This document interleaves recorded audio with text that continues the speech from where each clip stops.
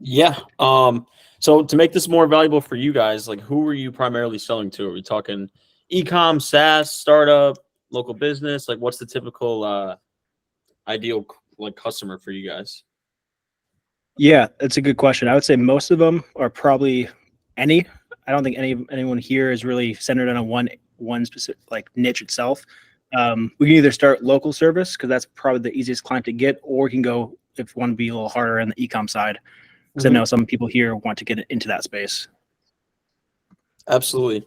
So I'll pull up I guess the best way to do this is I'll just screen share a Google Doc and kind of workshop some of the angles I would use if I were you guys based on the different customer profile. Does anyone here want to be the main guinea pig? Can I go through? Someone volunteer. If not, I can start with Walker. Local. Walker, I see you thinking about it.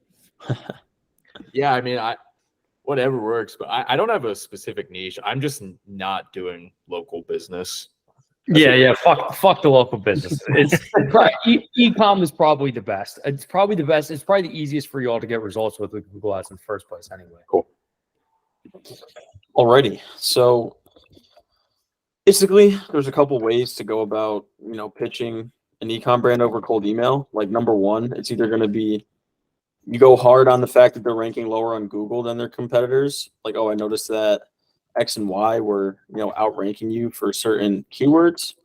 I don't know why this is also the title. There we go. So for example, like subject line, outranking. This is really in depth, but something you can do to really get good results. It's either use ChatGPT with a tool like Cargo AI, which is like a Google Sheets plugin that can basically scrape the internet, or just paying a VA. I think it would be a really high leverage investment to pay a VA to enrich like 1,000 leads with competitor data. And what I mean by that is like, for example, let's say Nike, we're reaching out to Nike, like outranking Adidas on Google. If they read that, they're like, okay, yeah, their ears perk up and they want to really pay attention. So this is kind of a in the weeds example, and then I'll give a broader example after. But what I would do is something like, hi, first name, noticed you're a key player in company names, marketing efforts. We can help you outrank Adidas on Google searches for sneakers and athletic wear, right? You'll steal customers from them as a result and get a nice boost in sales. Open to learning more about how this works, right? Because you can say like, oh, outrank your competitors, but anyone reading that isn't going to be like, oh, this is extremely personalized for my business. Like if someone reached out to ListKit and they're like, we can help you outrank Apollo on Google, we'd be extremely interested in that because they're our primary competitor and someone took the time to, research or have their VA research on their behalf the businesses that are in competition with them. Or you can go kind of broad. And the other way I would go about this is like, say you're targeting a cosmetics brand over cold email. You can say, ranking higher for, I don't know, let's say mascara keywords on Google, right? Also some shit like, you could probably get away legit with just saying like, have you tried Google Shopping ads? Yeah. And then making a claim where it's like, based off what I'm seeing in e-com right now, you guys could probably unlock somewhere around an extra 30 to 50K a month in profit just with Google Shopping ads. That's it.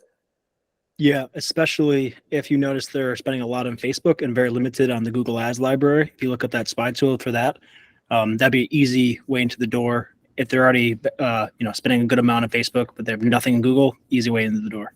Yep. Yeah, that's a great point. So I'll go into that example in a second, but what we can do here is like, it's like the Trojan horse where it's like came across companies or like was searching for mascara brands on Google and noticed company name is being outranked by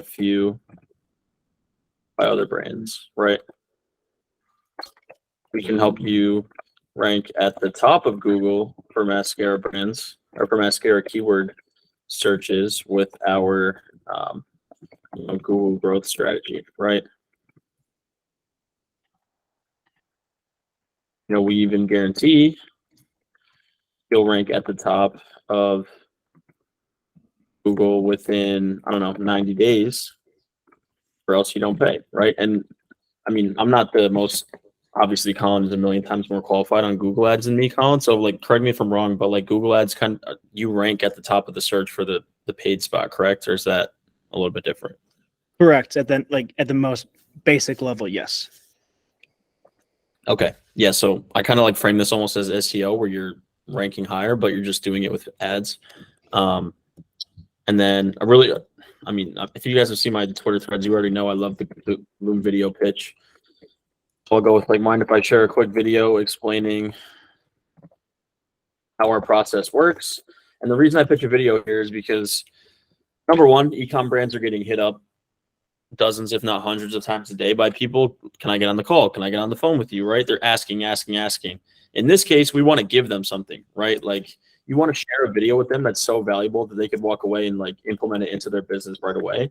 But obviously the idea is you give enough value away to get them on the phone and sell them. But the video pitch works extremely well and it's pretty visual, right? If I'm a mascara brand and someone pitches me a video and I say yes, and then you can fire up a Loom video and go, hey, what's going on? Cindy was looking for your brand on Google for mascara, and it looks like Ulta's ranking at the top, and Sephora is really dominating here, and you're all the way down here at MAC Cosmetics, right? We can bring you from down here all the way up to the top of the folds here, the first thing that people see, right? And a video is going to do really well. Whoops, I wasn't even sharing this. Anyways, what I was saying is if you do a video and you say, hey, I see Ulta and Sephora are ranking at the top of Google, and it looks like you at MAC are all the way down here. Most customers aren't going to scroll all the way here and choose your site. What we can do with our service is, rank you right here where this brand is currently at, right? So it's a really visual thing that you can share with people on a Loom video, which is why I love pitching it over cold email. But yeah, to Daniel's point, we could say notice here the founder of company name. What was the question you had, Daniel? It was have you tried? Have you tried Google Shopping ads? Yeah. Based off what I see, you could probably add anywhere in the range of 30 to 50K per month in profit just from the search. Just from the search traffic. You throw a PS in there or some shit too. If you have case studies, you'd be like, PS, I was able to do this for this brand, this brand, this brand. But if you don't have case studies, you want to put PS, you're either putting, you should probably do performance based. PS, I only get paid. PS, I can help you do this. Yeah, we operate on paid on a performance basis, or probably Loom video type thing where it's PS. What the fuck? Someone's pulling in my driveway. we only get paid a percentage of sales, right? So it's a risk reversal. To Daniel's point, you want to have either number one, a guarantee like this where you only operate on performance and they only have to pay you a percentage of sales. That's number one. Number two, if you have really strong case studies, if you're reaching out to Nike and you have Reebok and Under Armour as your case studies already, they're going to believe you and want to talk to you because you have authority, right? So either guarantee, a case study with a really strong brand, or a Loom video, because in the absence of a good case study or a good guarantee, a Loom video is still going to get your foot in the door with people. So that's kind of the secret that I would use. I call the Loom video the secret weapon, right? A small tweak in your CTA to pitch a video is going to boost your reply rates, sometimes double up your reply rates over cold email. And just give you the opportunity to pitch these brands with a video, if that makes sense. Yeah, I think the thing that'll probably most help you guys out is like you can split test scripts and strategies and shit where it's like interchanging like a personalized line, interchanging the angle, interchanging what the CTA is, like whether it's a Loom video or whether it's you just like giving a direct offer. We only work on performance basis, whatever the fuck. What really will actually determine like the vast majority of it is like the positioning of the offer in the first place. So like if you were to imagine 3 dials, one dial is what the fuck is this? People only buy shit for a specific transformation, right? The only reason they're buying Google ads from you is to make profit, like specifically profit, not revenue. But there's no other reason they would work with you, right? So therefore, on 3 components, you have the claim, like what you're promising them, and then you have a risk reversal if they don't hit the claim, and then you have evidence that you were able to get other people to claim. Now, the importance of these is the claim is 10% important. The risk reversal is 10% important. And then the case studies are 80% important. So like Collin has an absolutely stupid amount of case studies. So it's easy for Collin to go to another e-com brand where it's like, hey, I was able to help this brand make like 4 million in profit. It's very easy to do that. Collin doesn't need a risk reversal, and he doesn't even need to put a claim. Like it's just the case studies. So if your case study dial is at 0, your claim dial and your risk reversal dial must be at 100%, both of them. You have to promise some specified end goal and reverse the risk on them. Because if you don't really have an option, like if you have 0 cases, you don't have an option but to work on a performance basis. Like no one's buying it. Yeah. Now, the way the best way to do this is by saying that you'll make them creatives. So like if you're going on shopping, like you need to make like creatives and shit, and then like performance backs. I know there's other kinds of shit like so you're gonna make the ad creatives. So that's just kind of like a bonus. Secondarily is charging based off of the gross profit, like a percent of the gross profit. So revenue from ads minus ad spend, and that's where you make the bulk of your money. Now you could probably get away with some small retainer if you make the creatives. But in the beginning, when you have no case studies, like you're just not going to be able to sell that for like 5,000. Yeah. It's just not happening. So you don't have it. Like you have to do that. Yeah, and I do want. Sorry to interrupt, Daniel. No, go ahead. What were you going to say? I know some of you guys have either current clients at your agency or past clients you had at your actual day job. Feel free to use those case studies. You don't need to name the brand and say, "Hey, this is my client." But you can say, "I did this, this, and this for these brands." So if you have that positioning, you have that actual results for brands you've managed for other agencies, keep that in mind. Always take notes of what you've done so you can say that to either current or future leads that you can have for yourself. Yeah, that's so easy. Like in a sales conversation too, where it's like, one, you say that you help this brand achieve these results on Google. And then you're on, like, even if you just have the screenshots, or maybe you still have access to the ads managers, where it's like, listen, what the fuck? Hold on, give me a sec. All right, so like for instance, if you were talking to someone, it's like, listen, I understand like the only reason you're on this phone on the phone with me right now is obviously you want to make profit. You don't want to make more revenue if it's not profitable. Like that's the only function as to why you would ever do advertising, right? Now I don't know specifically how much profit I can make you, but what I can do is show you all the work I have done already. And the best way for me to do that is just show you the ads managers of other accounts I've worked on. And then you just go in there. And if you don't have the ads manager login, just like screenshot. Now, like you want like if you were to make like a super autist flow chart, like let me get like a testing, like here's how we actually get your results. Can I share my screen? Yeah. On the bottom. All right, got it. Hold on. Like for instance, like this is a flow chart, whether you need a guarantee. And it's just like a super autist flow chart I just made, right? So like if you just had flow charts of like how we get results on Google. Like people love flow charts. It's like insane. But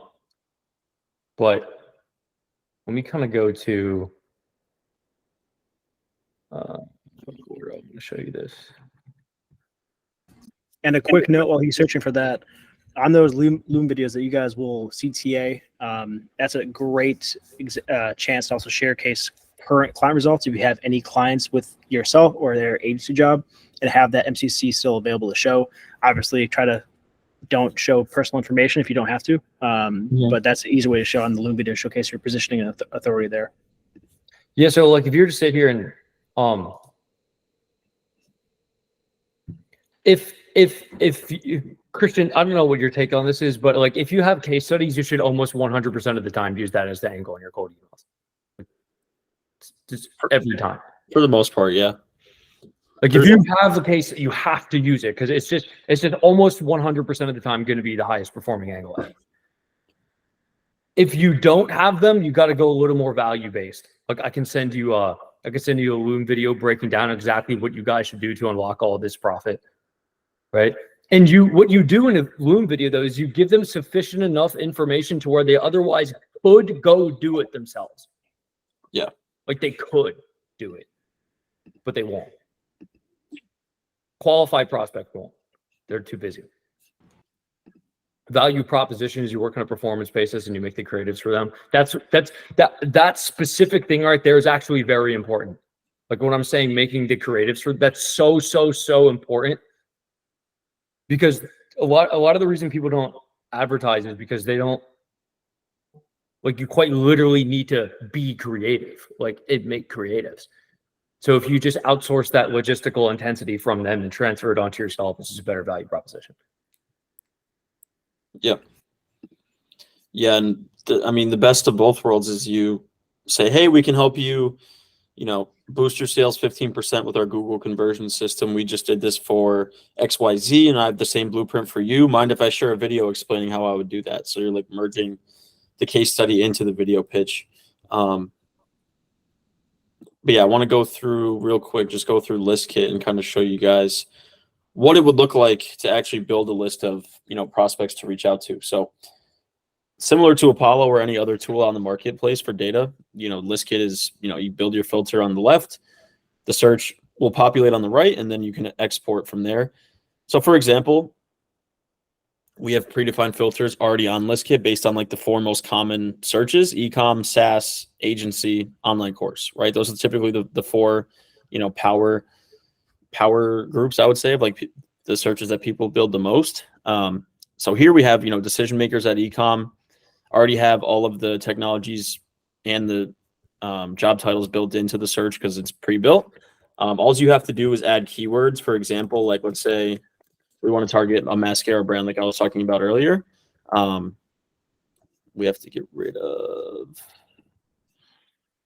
I don't know why that was so short. Let's do like skincare, mascara, lipstick, foundation, right? Eyeliner, all the different keywords for a beauty brand, for example, right? And we're left with a group of 6,500, decision makers at these brands in the beauty space. And the reason you want to be specific with your search and not just target any e-com brand in general is because you want to be able to reference that in your cold email scripts. I can help you rank at the top of Google for cosmetics keyword searches. You can't say cosmetics if you're targeting any e-com brand under the sun. You want to have your list be specific enough to reference that in your copy, right? So once you have a list built, ListKit is by far the easiest tool on the market. You literally go from the search to next step and say you want 50 leads. You would type in 1 person max per company, so you don't have like 5 different contacts at the same business. 50 credits, redeem, and that's literally it. That's like a sample list right there. And then you can go into your order history and see what the progress is on the search. It's going to load slow now because we're on this call, but I will show you once it's done what it looks like. It's literally just a spreadsheet in your email inbox, right, with 50 credits or leads. So 50 emails of business owners at e-com brands that need, probably need Google ads on their, in their business. And every single email in ListKit is verified by us not like Apollo or Zoom Info where they say verified, but you have to use Million Verifier and Scrubby to verify the leads. We do the function of Million Verifier on the back end. So we take the emails, we verify them. Any credits that fail that verification then go through a catch-all verification, which basically means if an email fails the original verification, it's marked as risky. We go ahead and re-verify those risky emails with another tool. And at the end, it spits out a list of 50 verified leads that have been triple verified by our team. So you can just plug these into your cold emails and start sending, right? And you can see like business email, LinkedIn URL, company name, job title, keywords, all that good stuff. So you get a list of 50 emails of business owners, and then you hit them with a pitch like, we can help you outrank, Sephora on Google searches for makeup, right? You'll take customers from them as a result, or we can even replace this with like, we recently helped, Nike get a 15% boost in sales in under a month. Ranking them at the top of Google, and I have the blueprint to help you do the same. Right? So like Daniel mentioned, personalization, hook, rank higher than your competitors, case study related to them. I can help you do the same CTA, right? Pretty much the only goal of cold email in general. And then once you have a campaign running, you want to be able to sign one client per 1,000 emails. Now, a lot of people yell at me like, Christian, I sent 1,000 emails and didn't sign a client. That's because that was your first attempt at a cold email campaign. I don't know if Google Ads is the same, but it doesn't always hit a home run on the first try, right? Like any marketing in the world. So you have to iterate, right? And you have to send a bunch of cold emails, see if they work. If they don't work, you have to go back and optimize the copy and, make it better. And then eventually 2-3 months down the line, you have a system that's predictably scalable where you can go, hey, I can plug 1,000 leads into this campaign. I'm going to get 10 sales calls on my calendar each month. It's low effort. It's low cost. I can, once you have the scripts dialed in, all you have to do is order more leads from ListKit, which takes 5 minutes once a month. And you have a system that every single month is getting you results, right? So that's pretty much the gist of it. I know we covered a lot of e-com there. If anyone has questions on SaaS, startup, local business, anything. I got some fucking sauce. Let me share this real quick.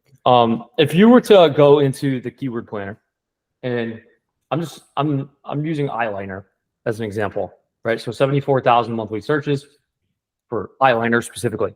If we went on to ListKit and we did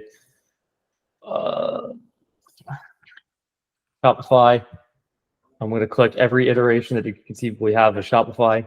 Then I'm going to go down, add a new condition, keywords, eyeliner,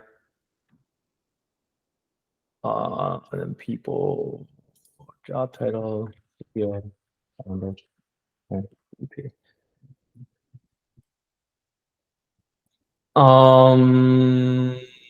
me see what's on here. This feels incorrect. I don't know why it's that little for eyeliner. Oh, I know why. Probably like that. Or there's just not Hello Beauty brand. Okay, there we go. Eye space liner. Now you have 1,000 companies, 5,100 people. So you could extract all 1,000 of these and send them a cold email script and literally say, and you could probably get the person with, you could probably go through and see who the top person. Yeah, this is actually really fucking smart. Eyeliner.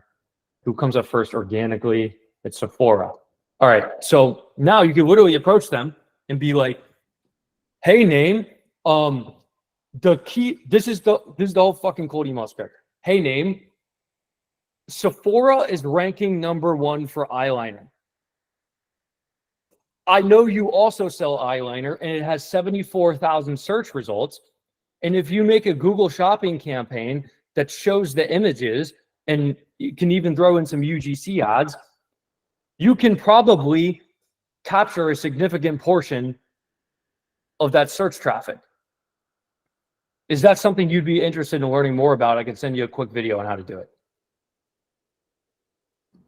And then you could just do this like product by product by product by product, right? So like what's a common e-com product? Do like couches, like a furniture brand. Couches. Or if someone here has an example of a lead they're chasing right now, put in the chat or tell them. Couches. All right, 450,000 people. You do the same thing, and you would make campaigns literally like this, like just following that same strategy. Couches, couch.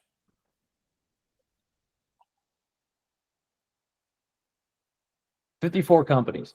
These are probably like super high value though. I would still do it. You got like fucking Lazy Boy and shit like that. I would still do it even though it's that little. This view comes up. Yeah, like Ashley Home Furniture and IKEA. Where it's, you literally tell them there's 450,000 people searching for couches every month. Ashley Furniture and IKEA ranks #1. I have a way for you to get at the top and capture some of that traffic, and you'll probably get somewhere like a 10 times return on your ad spend. If that's something you're interested in, let me know, and I can send you a video on how to do it. Yeah, that's a really good idea with the keyword strategy there.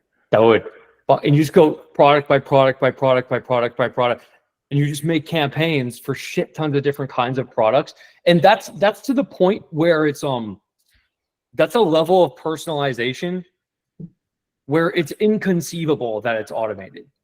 Where you're like, this dude went to my site, knows I sell couches, knows who's ranking #1, knows what the monthly search traffic is for couches.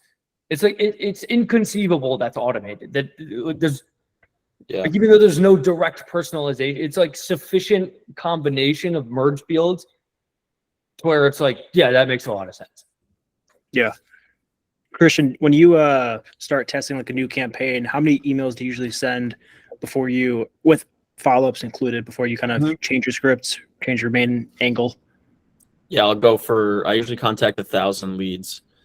And I typically contact or do A, B, C, and D test. So it'll be 250 per email for a total of 1,000, right? And then by then you have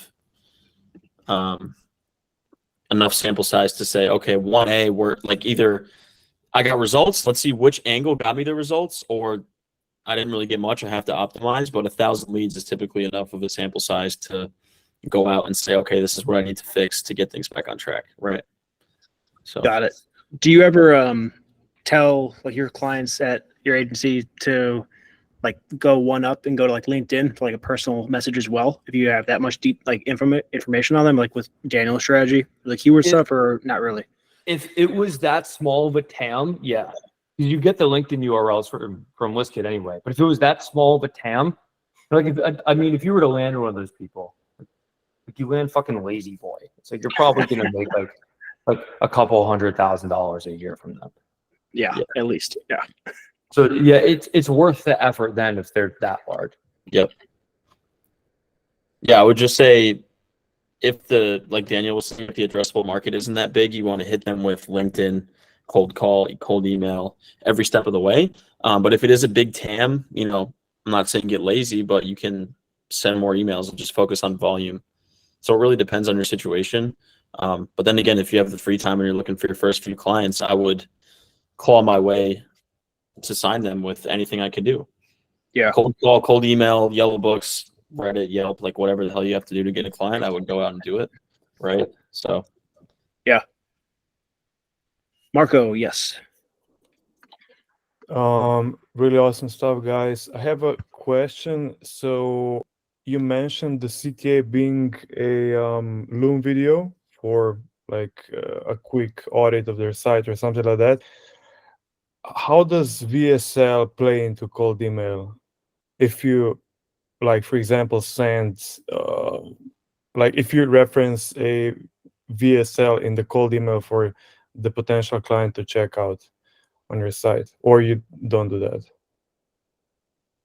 So what the first thing of this is that 100% of the people who are otherwise interested in your thing and or are going to respond to the cold email, they are copying the sending domain, they are putting in the address bar, they're going to your website and they're looking at your VSL.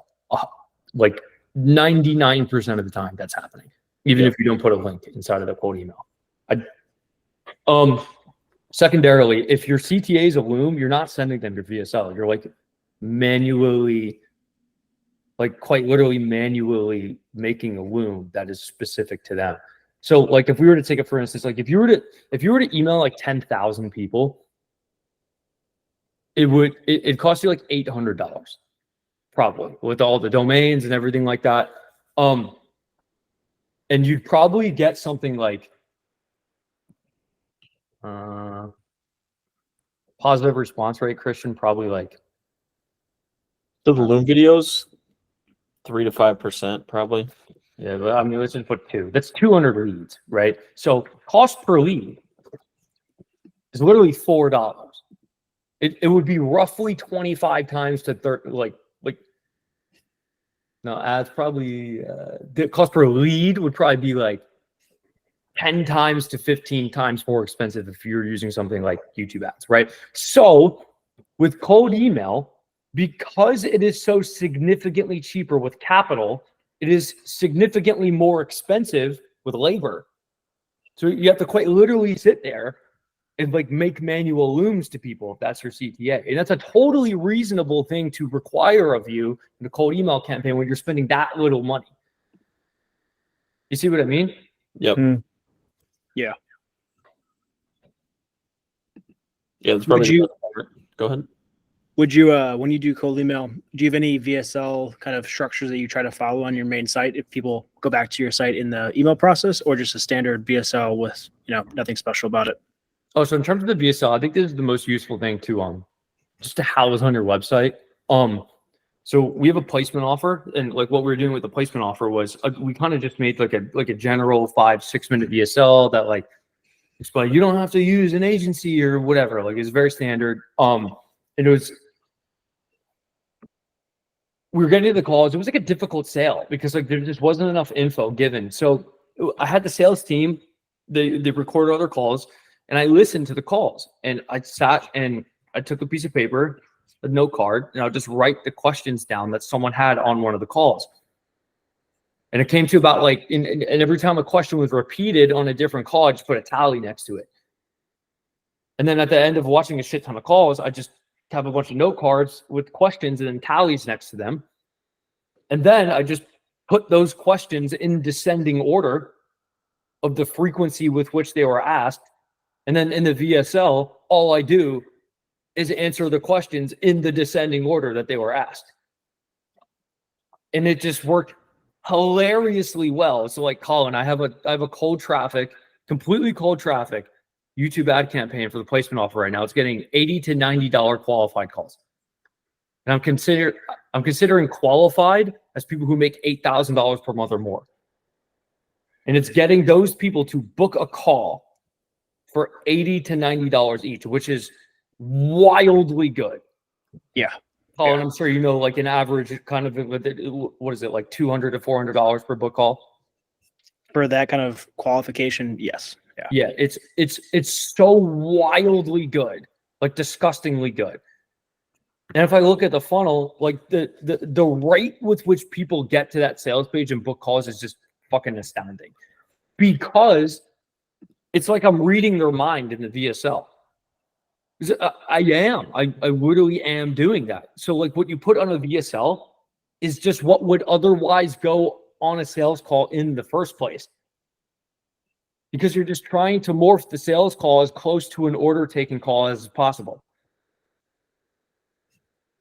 In the beginning, and you're going to make a lot of VSLs and videos on like a lot. I think I've probably made like 40. And you're just going to adjust it continuously, where it's like you uncover something new about the. Right, so if you've been on sales calls, the best thing that you could do is just go watch the recordings of them and just write down the questions people have. And like this is what I'll just show you kind of what it looks like. And if you guys don't have sales call recordings or any clients that way, if you have a job at agency, you can always ask, the sales team, what are the main questions that they get, main objections, or to put yourself in a client or lead shoe and think, what are they going to ask me if I say this for my offer? And try to think about what they would think for you. Yeah, it's it pretty typically. Fuck, trying to pull this up. It pretty typically revolves around like what kind of results can I get, right? Because that's let me do this.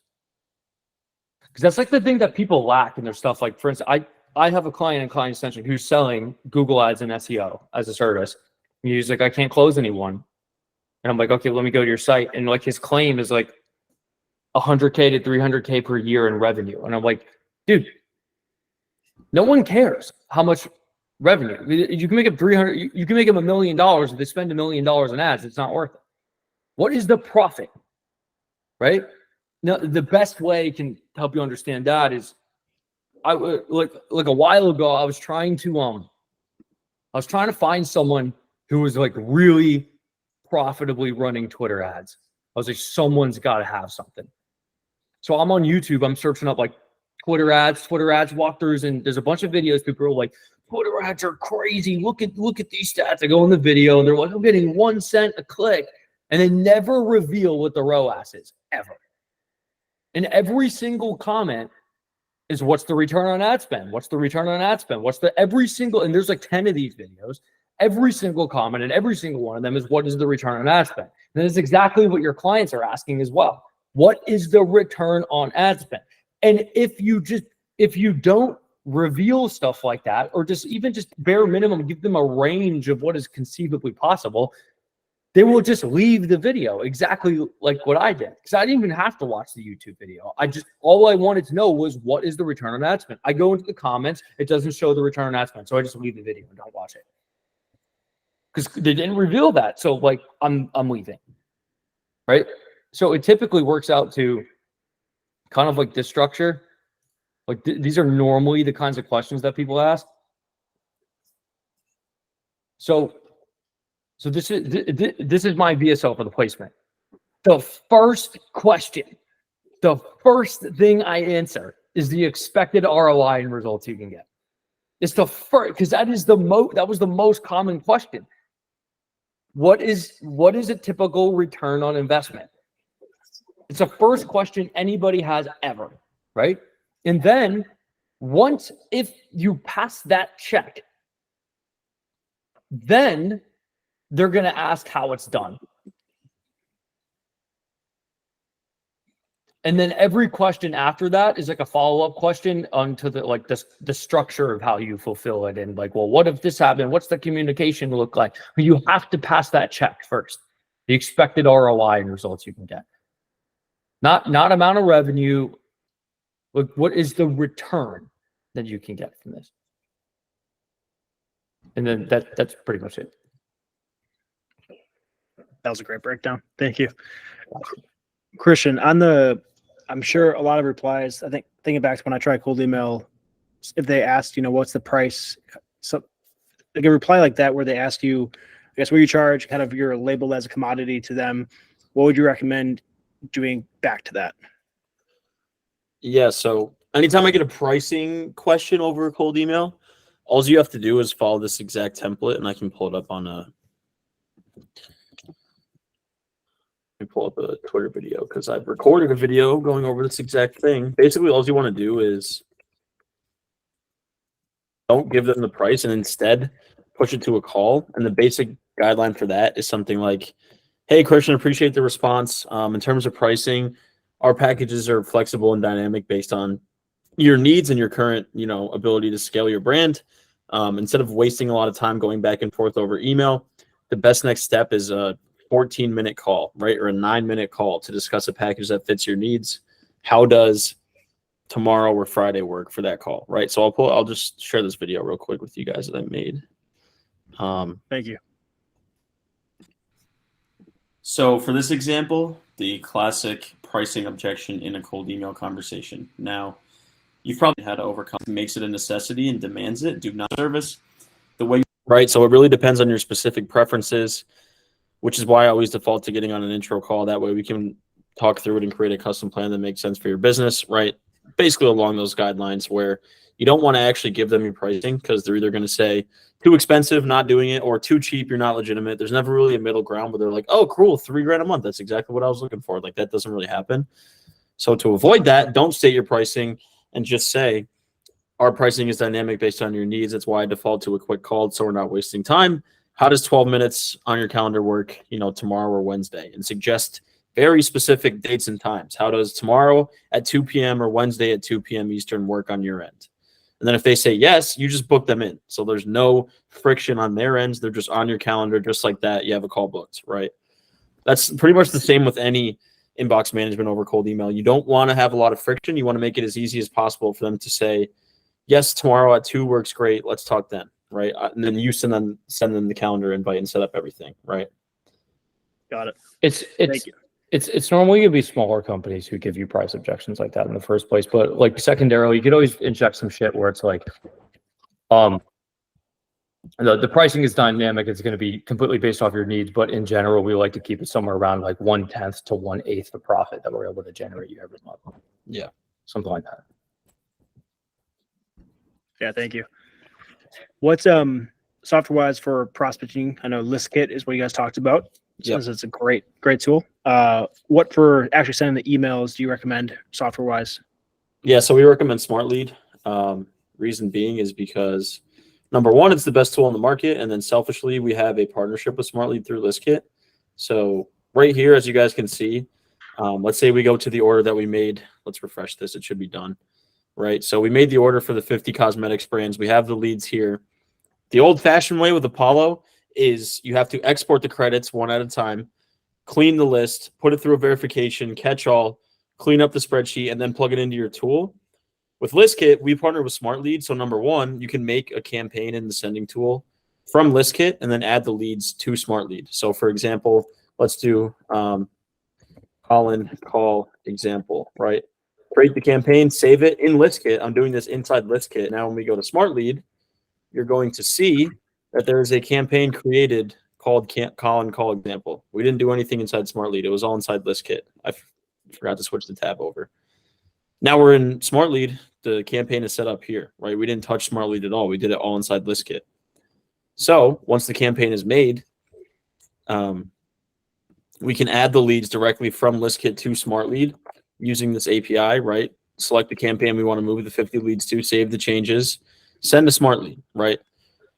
Once it's done, it'll have a little green box that confirms it, or maybe not, but it just went through. And you can see by this little icon here that the leads have been sent to SmartLead into the correct campaign. We can go in here, go to import leads and confirm that today at 4:45, which is right now, that the leads have been sent from ListKit to SmartLead. I keep forgetting to switch the tabs on this, but I'll show you guys what I just did.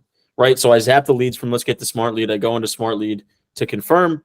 Here are the leads, 4:45, all 50 are imported, ready to go, right? So it eliminates a lot of friction in the list building process of export your list, verify it, clean the spreadsheet, plug it into your tool, this, that. With ListKit, you download the list or export the list, send it to SmartLead, and you're ready to go. It takes like a 4-hour process and boils it down to like 6 minutes. That's kind of the whole selling prop of ListKit there. So we highly recommend SmartLead. ListKit aside, we recommend SmartLead just because the deliverability is really high. I know a very popular tool is Instantly. It's very popular these days. It's cheap. What we've noticed amongst our clients is that for whatever reason, I don't know the technicalities behind it, but the deliverability on Instantly is not as good, meaning the emails that you send from Instantly don't hit the inbox as frequently as SmartLead does. So the tech on SmartLead is best in class from what we've seen, from what our clients have seen. So that's why we recommend SmartLead. Selfish reasons aside, we would still recommend it if we didn't even have a tool ourselves. But that's pretty much it. Awesome. Thank you. All right. Does anyone have any questions specific to either your situation now or more of the best practices as they went over? When starting out with cold email, would you recommend buying other domains similar to your main business domain, just so that you don't, burn your business email? Yeah, 100%. So it used to be simple with Google domains, but they sold out to Squarespace for some reason. So we have, I'll drop it in the chat here, a 50-step SOP that basically explains how to actually set up the domains. Dude, it's such a pain in the ass. It used to be so fast. It's so simple. Yeah, now And it's a little bit of a Google pain. Stop operating. It's a colossal pain in the ass now, but you have to do it if you want it. If you want to be able to do it correct, you have to. Yeah. Thank you for sharing this SOP. Yeah, That's amazing. Thank you. nice. And is there like a recommended warming up? That's probably in the SOP, right? Yep. Yep. Warm up Everything's in on there. Smartly for 2 weeks before you start sending. Okay, gotcha. Thank you. Christian, you probably have YouTube videos and shit on it too. Yeah, I literally just made a YouTube video building an entire domain from scratch, and I wanted to stab myself in the eyes because it sucks, but I did it, and it's on video, so you guys can follow it step by step. It took me 15 minutes to do one, so you can bang out like 2 hours of work and get 10 of them done. Could you hire a VA if you process Yeah, I was it? just gonna say you could record yourself doing it twice and then pass it off to a VA because it is really, really admin level stuff. It's a necessary evil for cold email. So either way, you want to have like 10 to 20 domains built, and if you don't want to deal with that work, you can pass it off. So I'll be linking a lot of your stuff on YouTube for the cold Sweet. email stuff. Thank you for doing that. Man, this is excellent. Thank you for doing this. Rico, yes. I was just wondering, like the approach you shared was pretty much, do you want this or do you want it not? Right? So like, have you ever tried something that went on over a longer period of time, like with smaller conversion steps, so to speak? Like helping out the prospects a few times or trying to get to know them in a like in a softer approach? Or do you always go like, we do this, I can get you that, do you want it? So there's I think it's from Michael Masterson, and he did. If you guys don't know who he is, he's one of the most successful copywriters and just like general businessmen of all time. Probably did hundreds of millions of dollars of sales from promotions, ad copy businesses that he's run. And yeah, Great Leads is a great book. And just I don't know, he has another book. It's on Kindle. You can't get it in physical form, but he puts a graph in there because he split tested the shit out of that, because a lot of people have that same exact question that you just asked, like value versus like direct straight to offer. And he said the best combination is 80% direct offer, 20% value to maximize conversions. So there's a lot of people, they're like, give value, give value, give value. And they give so much value, they never make any fucking money ever. Now, like, you can go on YouTube and like you start making videos, and yes, those inherently have to be value, but you're looking at it from the whole funnel perspective, where it's like YouTube is 20% of your time and prospecting directly is 80%. You see what I mean? So And yeah, that's also yeah, like you're doing Loom as a CTA, like every Loom is it's literally a VSL. Like you're repeating your value proposition and your sales argument inside of it. So it's like you start it with value, like literally 20%. Where it's like if I was running your Google ads, here's what I would do. And then bam, bam, bam. And Collin, you do this on Twitter. You make threads of this. Like if I was running the Google ads for this company, here's what I do. You make threads off it. yeah. And then like, that's the back 80% would be like, you should work with me for this value proposition, this argument. Now, if you have case studies, that's your argument. If you don't have case studies and you're doing performance-based, that's your argument. And this is where like the content comes into play with your personal brand. You create content to help your sales cycle, kind of help nurture the people that you're making direct offers to. If it's in case for like outbound, you're getting 200 leads a month or 100 leads a month, whatever. But if they're following you, some are going to actually follow you on YouTube, Twitter, LinkedIn, wherever you're going to be. And you want to create content that solves their problems and shows your authority in the space of that. Yeah. YouTube, even if you only get like a couple hundred views a video, is like it's only if you make some shit where it's like how to integrate Shopify with your Google product catalog with shopping ads. Who the fuck is watching that unless they're a qualified prospect? No one would ever just watch that for the hell of it. Like, you are by definition a qualified prospect if you're watching that. Yeah. Great question though, Enrico. That is a really good question, because it's a little backwards to think about it, but think of that as your content play, where you want to create value for people that are interested in what you have, and just know long time it's going to give you more than what you give it. Walker. Yeah, I had a question about your testing process. You mentioned earlier that you would test an email angle like by sending like 1,000 emails. If you're just getting started with cold email, how many domains would you recommend using? And like, what's the cadence of you sending those emails? Is it like 1,000 from those emails all at one time, or is it like a certain amount each day up until you reach 1,000? Yep. So I would recommend at least 10 to start. 10 is probably a good number because you want to have volume, but you don't want to have 50 and just like ram a shit ton of emails without a good strategy, because then you're just like wasting leads. So I'd say 10.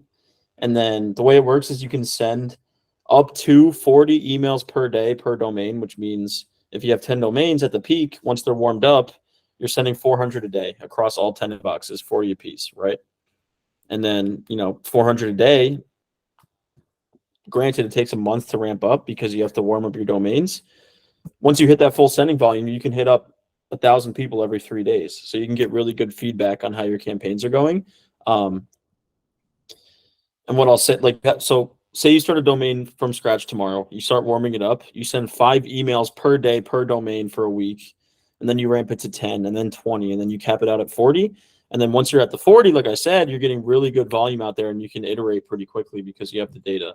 Hopefully that makes sense. Awesome. Thank you. Yep. Yeah, great question.